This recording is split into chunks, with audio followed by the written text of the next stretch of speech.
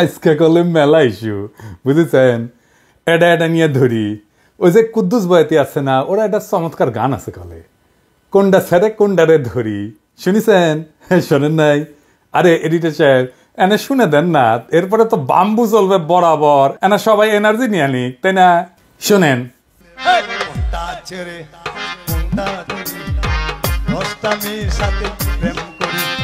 এইটাও ভালো এইটাও ভালো এইটাও ভালো এইটাও ভালো কারে তুই কারে ওহন দিয়া করি কোনটা ছেড়ে কোনটা ধরি গানটা ক্যাঙ্কা ভালো না এনার্জি আসিছে না হ্যাঁ কুদ্দুস বয়াতি কলে আমার খুব প্রিয় শিল্পী বুঝছাও এবার আসেন প্রথম ইস্যু আমি গতকাল কইছিলাম না যে আগাম নির্বাচনের ইন্ডিয়ার ইস্যু বিনা সিকরি কি বলেছিল দেখান তো এডিটর সাহেব আবার দেখান The political parties of Bangladesh are saying this to Mohammed Yunus. Elections first. The reforms are to be done only by an elected government. This is business. ঠিক তার পরদিন বলল ভারতীয় সেনা প্রধান যে 5 তারিখ নাকি সারাক্ষণ সে ওয়াকার সাহেবের টাচে ছিল হ্যাঁ ওর মুখেই শুনেন নিজের মুখেই শুনেন এই যে এডিটর সাহেব শুনে দেন I am in touch with the chief of Bangladesh during the time of when this changeover took place. I was in constant touch with him. And even thereafter, in November 24, we had a video conference also. As far as the military cooperation is concerned, is again going up in the same way. Our officers have moved there for the NDC also. When we talk about the relationship we should talk about when there is an elected government.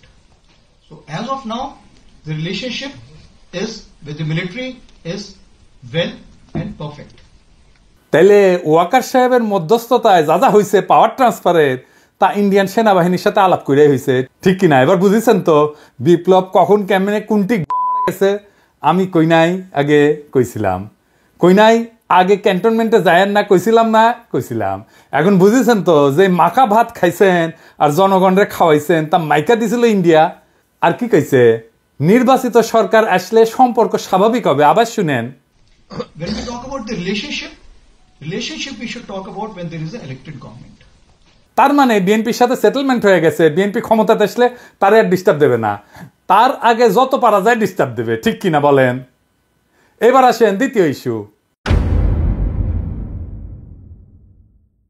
বিশিষ্ট বাম মোশাহিদা সুলতানা হাঙ্কেরে প্রথম আলো ওটা একটা জুলাই বিপ্লব নিয়ে column লিখেছে সেটি লিখেছে আনু মোহাম্মদ নাকি এক দফার ঘোষণা দিছিল আর তারপরেই নাকি হাসিনা পলাইছিল বুঝাও লিখেছে প্রেস ক্লাবে হাসিনার পদত্যাগের এক দফা দাবি ঘোষণা করেন অধ্যাপক আনু মোহাম্মদ ঘোষণার পরপর একটি মিছিল প্রেস ক্লাব থেকে যাত্রা করে শহীদ মিনার অভিমুখে বিগত দিনগুলোর কারফিউর থমথমে পরিবেশকে পেছনে ফেলে এই মিছিলে অংশ নেয় দলমত শ্রেণী পেশা বয়স নির্বিশেষে সব ধরনের মানুষ হাসিনার পদত্যাগের দাবিতে ঐক্যমত এবং জনসমর্থন সেদিনই দৃশ্যমান হয় জনসমক্ষে ওরে বাবা হ্যাঁ আপনারা জানেন এক দফা ঘোষণা করে ছাত্ররা 3রা আগস্ট শহীদ মিনার থেকে এই যে না এইটা সাহেব গুগলে এক দফার ঘোষণা লিখে সার্চ দেন তো কি আসে দেখেছেন আনু মোহাম্মদের নাম আছে দ্রোহযাত্রার প্রধান দাবি কি ছিল দ্রোহযাত্রা দিয়ে একটা সার্চ দেন না এইটা সাহেব 24 ঘন্টার মধ্যে সবার মুক্তি দেখেছেন হ্যাঁ সরকারের পদত্যাগ চাইছিল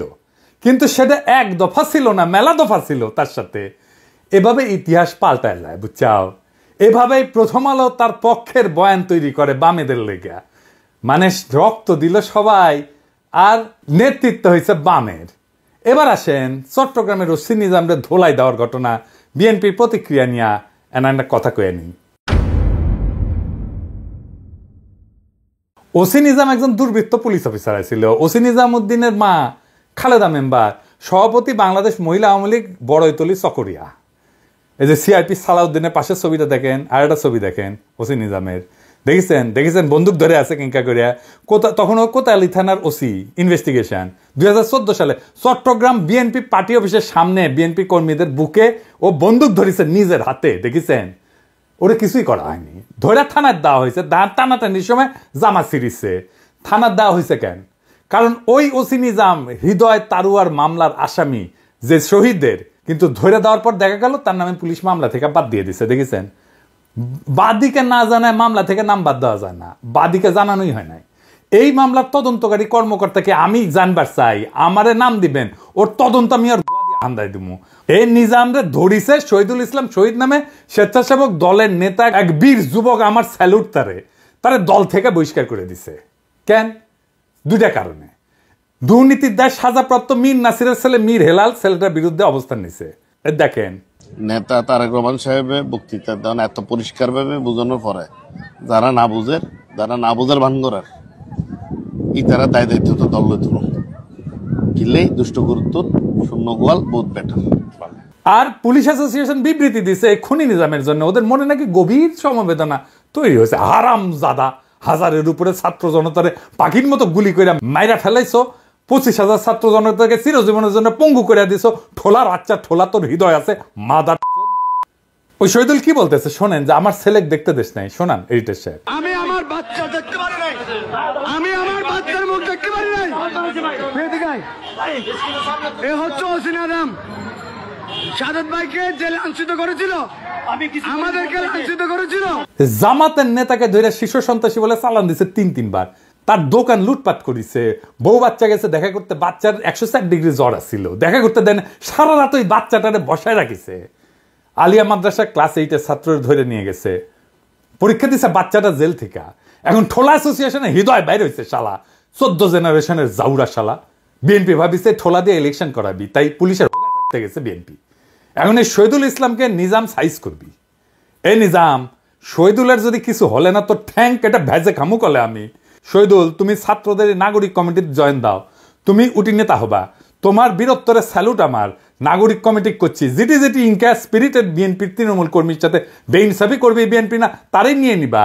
ওই যে ইসকনের নামে মামলা করেছিল না যে বিএনপি নেতা, তাকে নিয়ে নাও। ওই চট্টগ্রামে হিরোইক ইমেজ তৈরি করতে পারবি। এবার আসেন মিজানুর রহমান আজাহারির তাফসির মাহফিলে গ্যাঞ্জাম নিয়ে কথা বলি। সিলেটে যেভাবে মিজানুর রহমান আজাহারির ওয়াজের শেষে হট্টগোল করে বন্ধ করে দেওয়া হয়েছে, তাতে আমি হতবাক এবং ক্ষুব্ধ। শুনেন তার কথা, শুনেন শেষ দিকের কথা। এই জায়গাটাতে এরকম কেন হইল? শুরুতে তো এটা ছিল না। এখন আইন শৃঙ্খলা বাহিনী তোমাদের সাথে লাঠি চার্জ করবে, ধাক্কাধাক্কি করবে, তোমরা আমার সাথে এটা হবে এরকম? তোমরা তো ব্যথা পাবা তো। বসো না, সবাই বসতে পারলে তোমাদের কি? বসো।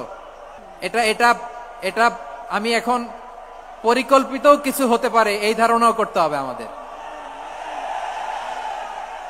লক্ষ লক্ষ মানুষ বসে আছে, তোমরা একটু শান্ত হবে না? হ্যাঁ, বসো। আর 2 মিনিট একটু কোঅপারেট করো। 2 মিনিট একটু কোঅপারেট করো। জি পুলিশ ভাইরা, হ্যাঁ আস্তে জি বসে যাবে। হ্যাঁ ঠিক আছে, 2 মিনিট। এই বিভাগে আমার আর আসা হবে না, আমি একবারই তো আসলাম। সো যা বলার তো আমি এখনই বলতে হবে, এমন না যে আমি আবার সুনামগঞ্জে আসবো, হবিগঞ্জে আসবো। খুবই গুরুত্বপূর্ণ কয়েকটা কথা আমি রাখবো তোমাদের সামনে। বসো, শেষ করে দিব। এই তো আর 10 মিনিট সময় আছে আমার হাতে। বসো।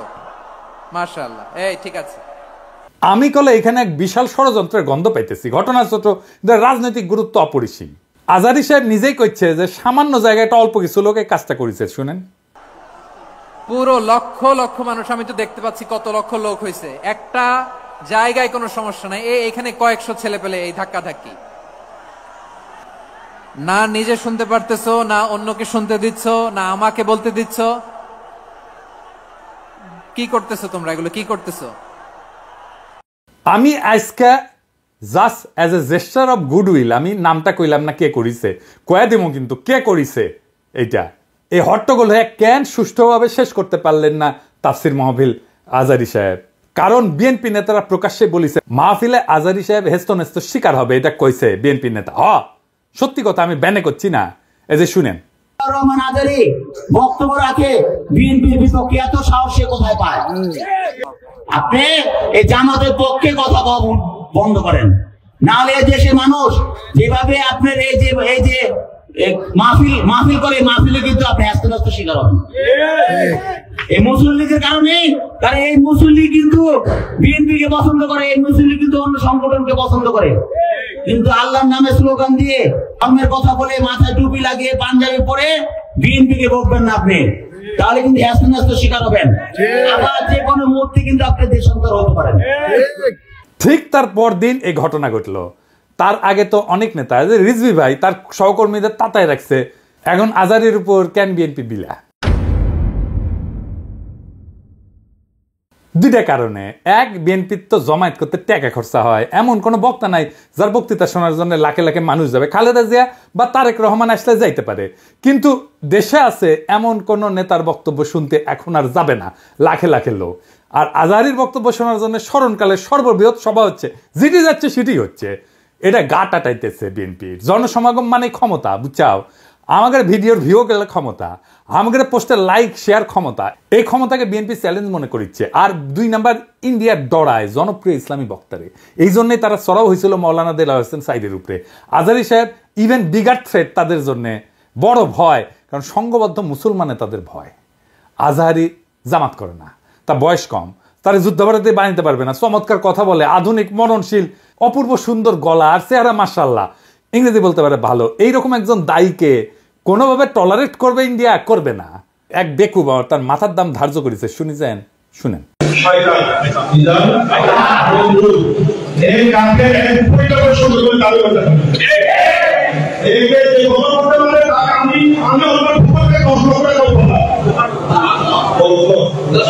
দেখেছেন তার জানের উপরে উঠে গেছে।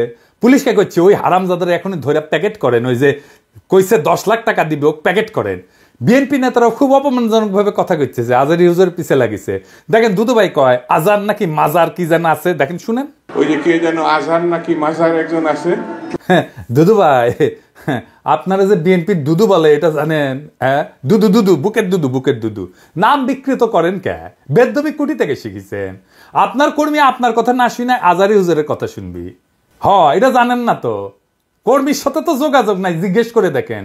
আজহারী হুজুরের নাম শুনলে কয়বার সালাম দেয় শুনেন, আর আপনার পিছে যায় কি কয় শুনেন। নিজেরা বেশি হারকুলিস ভাবেন না, বুঝছেন? উঠলে দিন বাগে খেয়েছে। আওয়ামী লীগ আমলে ওয়াজে এসে আওয়ামী লীগ নেতারা চড়াও হইতো না, দেখেছেন না? চড়াও হইতো না। এখন বিএনপি নেতারা চড়াও হচ্ছে। এই যে দেখেন, এটা আমার শহরে বগুড়ায় মৌলানা বজরুল রশিদ মিয়া, আমি কলে খুব পছন্দ করি, খুব চমৎকার একজন আলেম, কলে খুব সুন্দর ওয়াজ করেন, উনার উপরে চড়াও হয়েছে। মিজাজ খারাপ হয়ে গেছে দেখে। আর চড়াও হয়েছে কে? আওয়ামী লীগের পান্ডা মোহনের ভাই বিএনপি নেতা বাদশাহ। 2 ভাই 2 দল করে, এক ভাই আওয়ামী লীগ, এক ভাই বিএনপি। ওর ভাই বগুড়া শহরে কোনো জমি বাকি রাখে না, এই যে মোহন দখল করেছে। 2 ভাই দল করে সিস্টেম কইরা এখন আরেক ভাই রাজত্ব চালাইতেছে বগুড়ায়। রাগা 5 তলার দুর্বৃত্ত ফ্যামিলি। শোনেন কি করিছে। কিসের ভাষা ভাই? আমরা আমার দেশে থাকি না। আমরা দেশে থাকি না। হ্যাঁ, ঠিক আছে। আপনি বলেন কেন যে আল্লাহু আকবার একবারই ছাড় দেয় না? আমাদের প্রত্যেকটা এই প্রোগ্রামে দেখো না। না, এই জায়গাতে আমি কি বুঝতে পারছি তাকে শোনেন। না না, এখানে যে কোরআন শরীফ তেলাওয়াত হলো একবারই দিছে আল্লাহু আকবার, হাম্মাম করতে আর দেয়নি, এটা ঠিক না। তার মানে দিছে তো? না, তার মানে দেয়নি, দিছে তো। একবার দেখ 10 বার দেখ দিছে। আপনারা কোন আওয়ামী লীগের মধ্যে দিছে? আপনি তো বললেন একবারই দিছে আর দেয়নি, এটা তো ঠিক না। আমি একটু আমার প্রধান বক্তার সাথে দ্বিধার করেছিলাম যে উনি বলতে চেয়েছিলেন যে একবারই হাম্মাম সাহেব বলছেন, এটা তারপর কি বলছেন আমি আসলে এই করি, যখন বলছে একবার বলেছেন আমি সেটাকে দ্বিধার করেছি। আমরা ইসলাম কারো ব্যক্তিগত সম্পত্তি নয়, ইসলাম সকল মুসলমানের সম্পদ। কেউ যদি মনে করে এটা আমার ইসলাম আমার একাধিক আর করো না, এটা তো সঠিক না। যারা ক্ষমতার থাকতে যা করেনি, এরা ক্ষমতার যাওয়ার আগেই তার সাথে বেশি করতেছে। জোরে কোন কথা ঠিক কি না? রাধাবার সাথে আউট হয়ে গেছে। মাহফিলে যারা যাবেন, কোন রাজনৈতিক নেতা যদি আলেমের সাথে বেদবি করে না, একেবারে পায়দা ফেলাবেন, পারমিশন দিলাম, আমার নামে যেন কেস দেয়, আমি কয়ে দিছি। আর হুজুরেরা আপনাদের বলি বেদবি নিয়েন না। আপনারা কোন আক্কেলে এই সমস্ত রাজনৈতিক দুর্বৃত্তদের ওয়াজের মঞ্চে আপনাদের পাশে বসতে দেন? ওদের সেই যোগ্যতা আছে আপনার পাশে বসার? পাবলিকে তো আপনার ওয়াজ শুনবার এসেছেন নাকি? ওই গুলো ক্ষমা দেখবার আসছে, তা তো আসে নাই। আমি দুঃখিত, মুখ খারাপ করলাম, হুজুর বেয়াদবি মাফ করে দিয়েন, কিন্তু এই তো মেজাজ খারাপ হয়ে যায়। তো আপনি কেন ওগ্রে পাশে বসান কেন? আপনার ওয়াজের জমায়েতের ফুটেজ খাবার আসে, ওই হারামজাদা নিজেরা দেখলে তো পাবলিক আসবে না, কথাও কবার পারে না। আপনার ওয়াজের জমায়েতের ফুটেজ খাবার আসে, এটি এসে সে দেখায় যে আমি মেলা বড় নেতা। এগুলোর পাত্তা দিবেন না, দাবরানি দিবেন, সাইজ হয়ে যাবে। ওয়াজের দিন তারিখ যেদিন ফাইনাল করবেন ওই সময় খোয়া নেবেন মঞ্চে, যেন কোনো রাজনৈতিক নেতা না উঠে। এই হারামজাদাগুলো সেকুলার সাজে কয় যে ধর্মকে রাজনৈতিক উদ্দেশ্যে ব্যবহার করা যায়। তুই উঠিস কেন ওয়াজের ইয়েতে? তুই রাজনীতি করিস তো, তুই ধর্মকে ব্যবহার করিস কেন? তাইলে তুই উঠিস কেন ওয়াজের স্টেজে, মঞ্চে? কোনো রাজনৈতিক নেতাদের বক্তব্য দিতে দেওয়া যাবে না। ওরা কয় না নির্বাচনে আসেন, রাজনীতিতে আসেন, কয় না। হ্যাঁ, এই যে দুদু ভাই কইছে, এই যে শুনেন, ভাইরে রাজনীতি করবেন স্বনামে আসে, আড়াইলে আপনার লেগে রাজনীতি করেন। এবার কইবেন তুই এটা ওয়াজ কর, নিজে নিজে কর, দেখি দেখি হাউ মেনি প্যাডিতে হাউ মেনি রাইস, পারিস নাকি দেখি। আগামীর বাংলাদেশে রাজনৈতিক দুর্বৃত্তদের ঠাঁই নাই। হাজারো ছাত্র জনতা এমনি এমনি তাদের জীবন দেয় নাই। আমরা নতুন রাজনীতি চাই, আমরা নতুন কণ্ঠস্বর চাই, আমরা ফ্রেশ জিনিস চাই, সেকেন্ড হ্যান্ড মাল না। ইনকিলাব জিন্দাবাদ।